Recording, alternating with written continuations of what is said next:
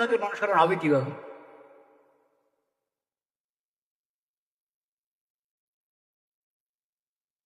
লা ইলাহা ইল্লাল্লাহ। দ্বিতীয় কথা, তিনটা কথা বলবো ইনশাআল্লাহ, আল্লাহ তো ওখানে এক কথা হয়েছে, এরপরে দ্বিতীয় কথা, তারপরে তৃতীয় কথা। যদি তৃতীয় কথা তো উম্মত সম্পর্কে, উম্মতের কার কি দায়িত্ব নাকি?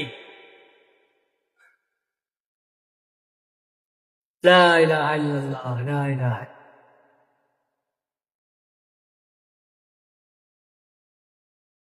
নবী করিম সাল্লাল্লাহু আলাইহি ওয়াসাল্লাম বলেছেন, আলাইকুম বিসুন্নতি ওয়া সুন্নাতিল খুলাফায়ে রাশিদিন আল মাহদিয়্যিন তামাসসাকু বিহা ওয়া আদ্দু আলাইহা বিন।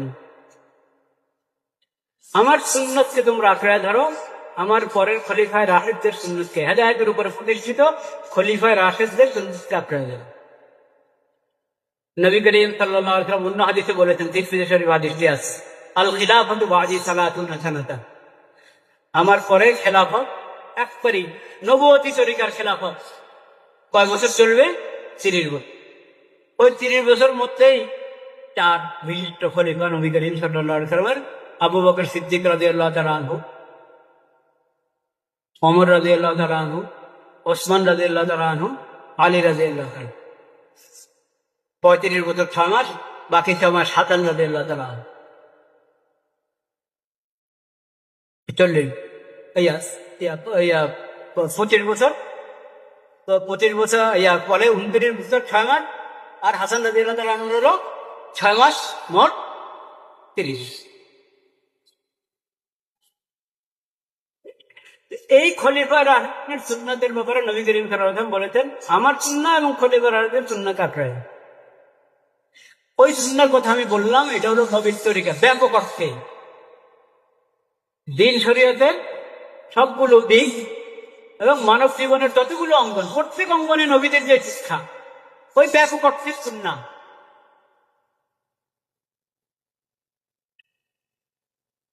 তাহলে শিরিক ছাড়তে হবে, তাওহীদ গ্রহণ করতে হবে, প্রথম সবক, ঠিক? হ্যাঁ, এবং শরীয়ত গ্রহণ করতে হবে। শরীয়তের বাইরে সকল ইজম, সকল মতবাদ, সকল মন্ত্র তন্ত্র ত্যাগ করতে হবে, শরীয়ত গ্রহণ করতে হবে সব অঙ্গনে, আকীদার অঙ্গনে, ইবাদতের অঙ্গনে, লেনদেন, কামাই রোজগার কিভাবে কামাই করবে, কিভাবে ব্যয় করবে সেই অঙ্গনে, এবং রাজনীতির অঙ্গনে, সামাজিক শিষ্টাচার, চাল চলন, উঠা বসা, লেনদেন, আচরণ উচ্চারণ, এই বিষয়, কার কি হক এই বিষয়, এবং অন্তরের জগৎ, এসব বিষয় নবী করিম সাল্লাল্লাহু আলাইহি ওয়াসাল্লামের শিক্ষা যেটা, সেটা গ্রহণ করবে। এর বিপরীত যত মতবাদ, যত মতাদর্শ, যত রাস্তা, যত পথ, ও সবগুলো থেকে বেঁচে থাকবে। এটা হলো সুন্নত অনুসরণের দ্বিতীয় কথা। ওটাকেই বলেছে আগে, দেখেন একই কথা দুই রকম বললাম নিষ্পর্শ হওয়ার জন্য। বললাম না শরীয়ত অনুসরণ, শরীয়ত গ্রহণ, প্রত্যেক অঙ্গনে, প্রত্যেক অঙ্গনে। নবী করিম সাল্লাল্লাহু আলাইহি ওয়াসাল্লামের শিক্ষাকে নাও, সব মতাদর্শকে ত্যাগ করো। নবী করিম সাল্লাল্লাহু আলাইহি ওয়াসাল্লাম সুন্নতকে নাও, বেদাত ত্যাগ করো, জাহিলিয়তের যত রীতিনীতি সব ত্যাগ করো, চাহে পুরানো জাহিলিয়ত হোক, চাহে নতুন জাহিলিয়ত হোক, জাহিলিয়তের সকল রীতিনীতি ছেড়ে নবী করিম সাল্লাল্লাহু আলাইহি ওয়াসাল্লামের যে শিক্ষা এবং আদর্শ, তার দেখানো সিরাতে মুস্তাকিমকে গ্রহণ করো। এটা সুন্নতের উপরে। এগুলোর পরে না আসবে আদবের কথা। আদবের কথা তো করি, এগুলোর মধ্যে একটা অধ্যায় মাত্র, বুনিয়াদ, যেটা বুনিয়াদ বাদ দিয়ে শেষ অধ্যায়ের শেষ অংশ গ্রহণ করে এই কথা ভাবা যে আমি সুন্নতের অনুসরণ করছি, এটা ভুল, এটা ভুল।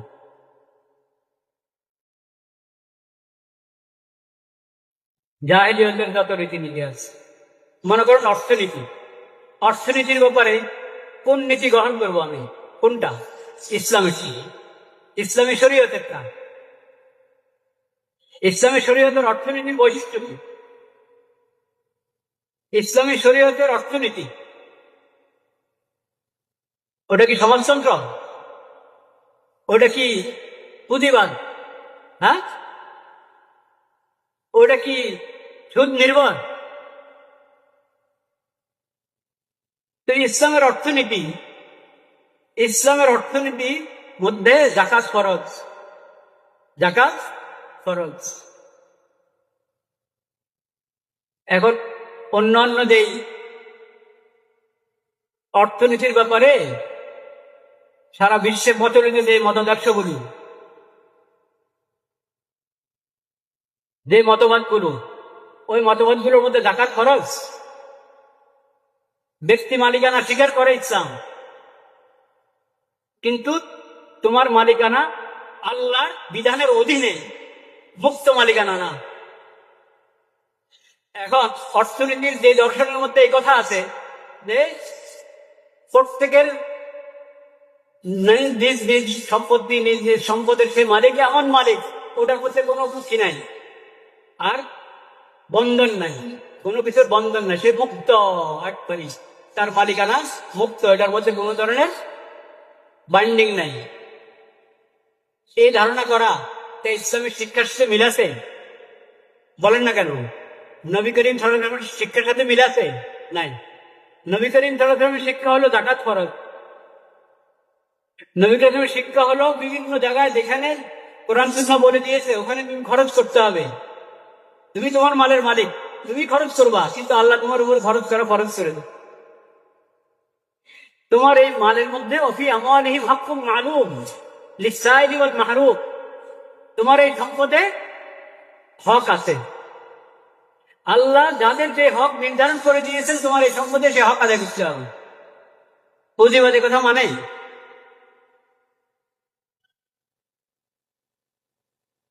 তো অর্থনীতির মধ্যে রাসূলুল্লাহ সুন্নাহর অনুসরণ।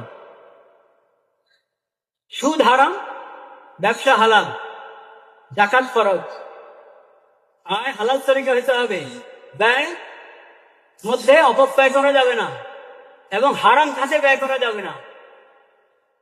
এই যে আদর্শ অর্থনীতির ব্যাপারে, এই আদর্শ মানতে হবে। এই আদর্শ নামে ব্যক্তি মালিকানা অস্বীকার করা, ওটাও প্রান্তিকতা।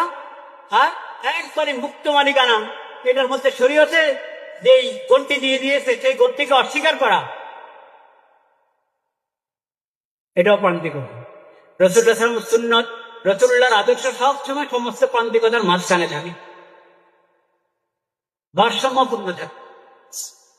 এটা অর্থনীতির মধ্যে রাসূলুল্লাহর আদর্শ, রাসূলুল্লাহর সুন্নাত। কয়টা বললো?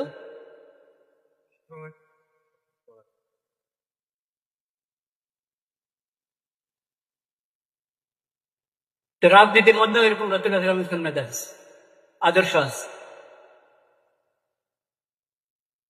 এটা আকীদাগত সমস্যা যে রাসূলুল্লাহর সুন্নাতকে মসজিদের মধ্যে ফেলে দেওয়া। রাসূলুল্লাহর সুন্নাত সব কোথায়? মসজিদে, নামাজে আর মসজিদে। ব্যাংকের রাসূলুল্লাহর সুন্নাত চলবে না, আদালতের রাসূলুল্লাহর সুন্নাত চলবে না, সংসদ ভবনের রাসূলুল্লাহর সুন্নাত চলবে না। বলেন নাউযুবিল্লাহ। এই ধারণা কুফরি ধারণা, এই ধারণা কুফরি ধারণা।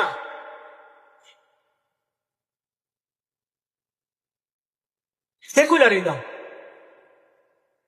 সেকুলারিজম যে অর্থে পশ্চিমাদের যে পরিভাষা সেকুলারিজমের ব্যাপারে, সেকুলারিজম এটা কুফরি বিশ্বাস, কুফরি এটা মত।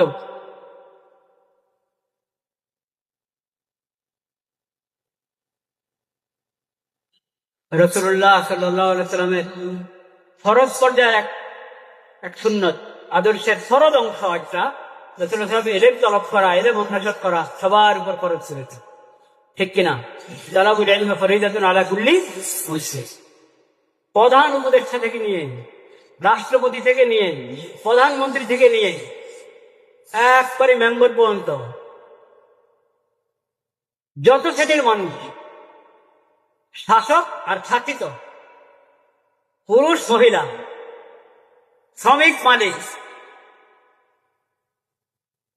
এরকম সমাজে যত শ্রেণীর মানুষ আছেন, যত ওহদা এবং কি বলে আপনার এই যত পদ পদবী সাথে যুক্ত যত মানুষ, সবার উপর ফরজ ইলম শিক্ষা করছে। এই রাজনৈতিক দল করছে না? কত দল? ইসলামী রাজনীতি যেটা রাসূলুল্লাহ সাল্লাল্লাহু আলাইহি ওয়াসাল্লামের আদর্শের মধ্যে যে রাজনীতি, এই রাজনীতিতে এত দল আছে কিনা সেটা শিখেন, ফরজ ইলম শিখতে জানবেন। যে এক দল রাষ্ট্র চালাবে আর সবাই বিরোধী দল থাকবে, এই দলীয় রাজনীতি, এই রাজনীতি ইসলামের শিক্ষা নবী করিম সাল্লাল্লাহু আলাইহি ওয়াসাল্লাম আদর্শের মধ্যে নাই। আচ্ছা, এখন দল করবে, করো, অথচ প্রথম কথা তো রাসূলুল্লাহর সিরাত পড়ো। যত রাজনৈতিক দল আছে, দলের এক পারি, দলের কি হয়, প্রেসিডেন্ট নাকি চেয়ারম্যান, সভাপতি থেকে নিয়ে একবারে ওই দলের যে সাধারণ কর্মী, সবার উপর রাসূলুল্লাহর সিরাত পড়া ফরজ। রাসূলুল্লাহ সাল্লাল্লাহু আলাইহি ওয়াসাল্লামের সিরাত পড়া ফরজ। খোলাফার দিলে সিরাত পড়তে হবে, কোরআন সুন্নাহ পড়তে হবে, ইসলামী শরীয়ত পড়তে হবে, হালাল হারাম জায়েজ না জায়েজ মাসালাগুলো জানতে হবে। মুসলমানদের দেশ পরিচালনা করবে তো আবু বকর সিদ্দিক রাদিয়াল্লাহু তাআলা সিরাত পড়বে না? মুসলমানের দেশ পরিচালনা করবে ওমর রাদিয়াল্লাহু তাআলা সিরাত পড়বে না? সুন্নতের বিষয়ে এসব চর্চা করা, এটা